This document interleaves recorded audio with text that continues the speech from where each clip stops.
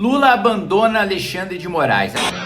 Se fodeu. A situação do ministro tá tão feia que até um dos seus principais aliado que aliás conta quase sempre com o voto do Alexandre de Moraes na Suprema Corte, está abandonando o barco.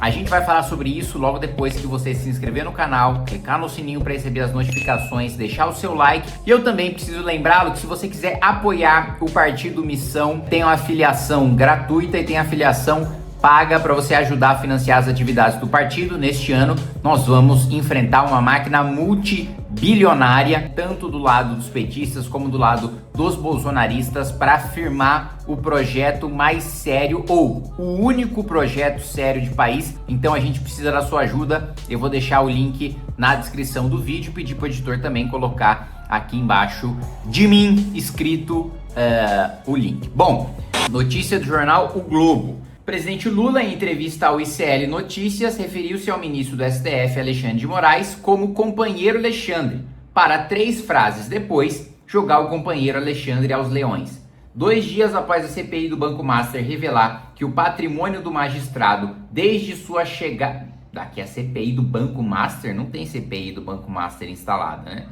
Não, barrigada aqui do Globo. Ele deve estar falando da CPI do crime organizado, mas enfim. Revelar que o patrimônio do magistrado triplicou desde a sua chegada ao STF e que só os 17 imóveis que possui com a mulher estão avaliados em 31 milhões de reais, Lula afirmou que quem quer ficar milionário não pode ser ministro da Suprema Corte. Olha que lúcido esse nosso presidente da República. Só demorou 20 anos para ele chegar à conclusão de que quem quer ficar milionário não pode ser ministro do STF. Disse ainda que salário de deputado, governador, presidente da República não permite que ninguém seja rico. Permite sim, tá? Para padrão de Brasil, óbvio que para padrão de país desenvolvido, né, quem ganha o salário de deputado, de presidente da República, de ministro supremo é alguém de classe média. Agora, na realidade do Brasil, quem ganha 46 mil reais, né, faz parte do 1% mais rico da população. Se o 1% mais rico da população não é considerado rico,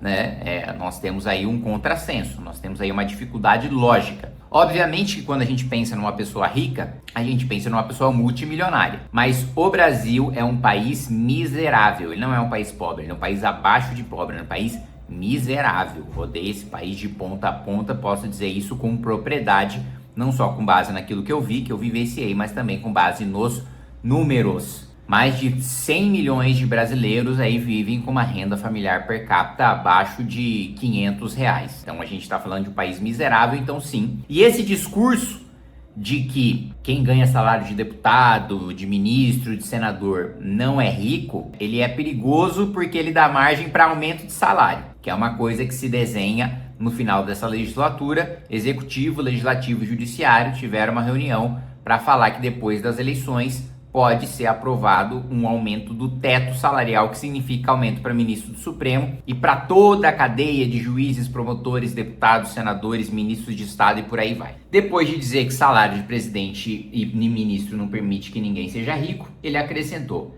se alguém enriquece durante o mandato, é porque teve outras coisas para ficar rico. Olha só, pô. Lula, eu sugiro que você dê uma olhada no patrimônio de vários parlamentares da base do governo. Eu sugiro que você dê uma olhada no seu próprio patrimônio, porque você enriqueceu para além do que... E olha que eu falo isso como uma pessoa que ganha o mesmo salário que você e que investe praticamente todo o seu dinheiro. E mesmo a pessoa que, como eu, investe, tem rendimentos todos os anos, você se enriqueceu investindo o seu salário, você precisa dar aulas pro Warren Buffett, porque você é um fenômeno, né? Mas enfim, segundo as suas próprias palavras, você teve outras coisas para ficar rico. O presidente tem vários motivos, diz a matéria do Globo, até onde a vista alcança, todos de natureza eleitoral, para largar a mão, olha só, largar a mão, né? Menos de 4 anos depois do ninguém solta a mão de ninguém, já tá soltando a mão do Alexandre de Moraes. Para largar a mão daquele a quem, por mais de uma ocasião, chamou de salvador da democracia,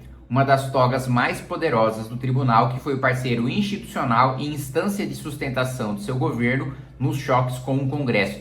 Gente, olha como isso é grave. Um jornal de grande circulação, né, um dos maiores jornais do país, que é o caso do Globo, dizendo que o Supremo foi instância de sustentação do governo nos conflitos com o Congresso. Olha como se reconhece de maneira muito natural o que é absurdo, o que é bizarro. Como pode todo mundo saber, e isso ser dito publicamente, e isso acontecer em primeiro lugar, que o presidente da República, quando tem um atrito com o Congresso Nacional, que ele deveria construir base, que ele teria o dever de construir sua maioria, ele contar com o Supremo Tribunal Federal como se, e eu costumo dizer, que a gente vive num sistema tricameral, né? Tem Câmara, tem Senado e tem Supremo. Precisa ser aprovado nas 3 casas, né? E isso é dito na maior naturalidade, ninguém se escandaliza, não tem pessoas parando o país, né? Eu tava nas ruas agora, né? No último final de semana, estava me manifestando e muita gente foi, mas faltava, assim, deveria estar lotado com dezenas de milhões de brasileiros, deveria parar o país, mas enfim, vamos continuar. A primeira razão para Lula descartar o até aqui aliado Moraes é que a sucessão de revelações sobre as ligações cada vez mais escancaradas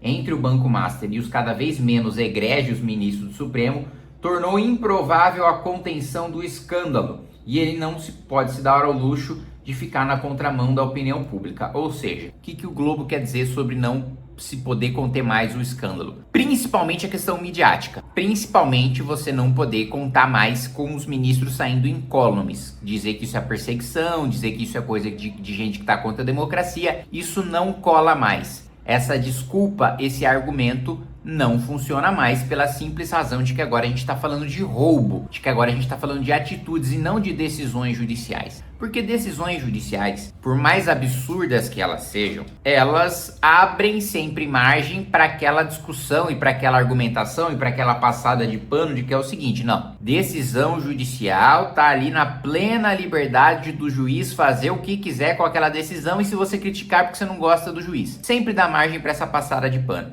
Agora, escândalos, questões que as pessoas estão pessoalmente envolvidas, como é o caso do roubo do Banco Master, não tem como defender para a opinião pública. Um outro aspecto que a gente não tenha tanta certeza da fatalidade, da inevitabilidade, né, da sua ocorrência, é a punição dos ministros supremos, né?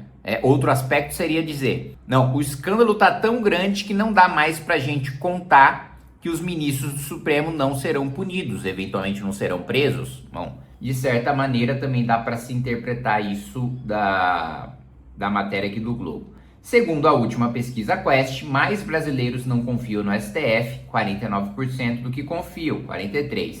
66% querem votar em candidatos ao Senado que apoiam o impeachment de ministros. O pior dado para Lula, 59% vem a corte como aliada do governo. Gente, eu quero conversar com você, 66% que defende impeachment do Supremo, que acha que senador tem que fazer isso. Pelo amor de Deus, estude a história do senador. Pelo amor de Deus, tenha certeza de que você está votando numa pessoa que não só defende impeachment de ministro supremo, mas cuja defesa é plausível, é coerente com a sua trajetória, com a sua ideologia. Não me vai apoiar senador que diz defender impeachment do Supremo, mas na hora do vamos ver, vota no Davi Alcolumbre para presidente do Senado. Não me faça isso. E também, nossa, que dificuldade que eu tô de não usar o verbo votar para não cair em processo eleitoral.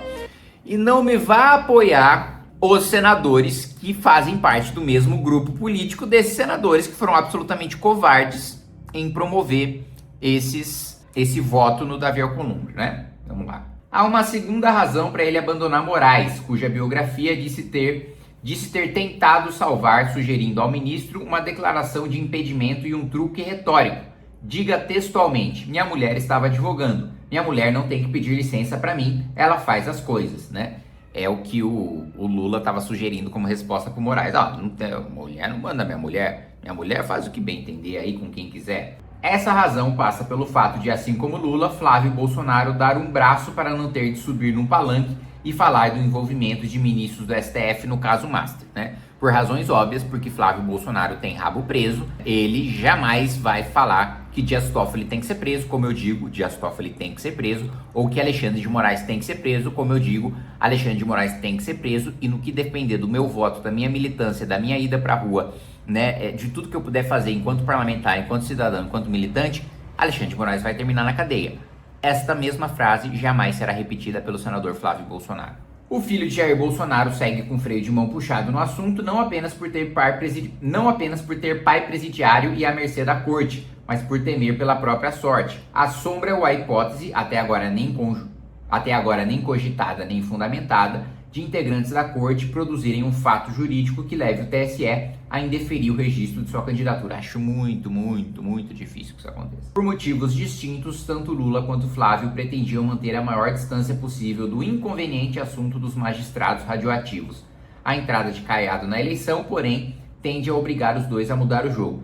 Na segunda-feira, o candidato do PSD declarou que, antes mesmo de um eventual impeachment de ministros, STF deveria cortar na própria carne e afastar nomes envolvidos no escândalo.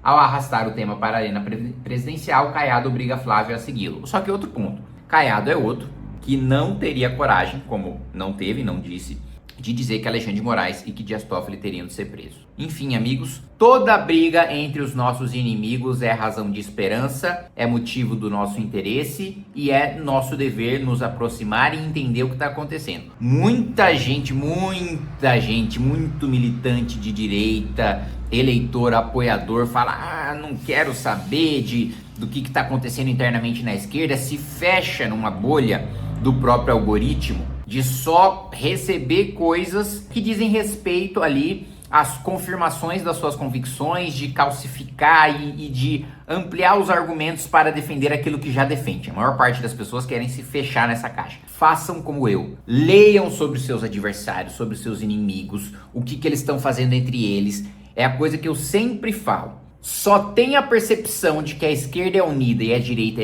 é dividida quem não lê sobre a esquerda, quem não acompanha sobre a esquerda, porque tem quebra-pau envolvendo eles. E quem de direita não sabe e não entende esses quebra-paus, não tem a capacidade de desenvolver uma estratégia política, midiática, jurídica, de aprofundar essas divisões para vencer o seu inimigo, que é exatamente aquilo que eu trabalho para fazer. Valeu, gente, um abraço.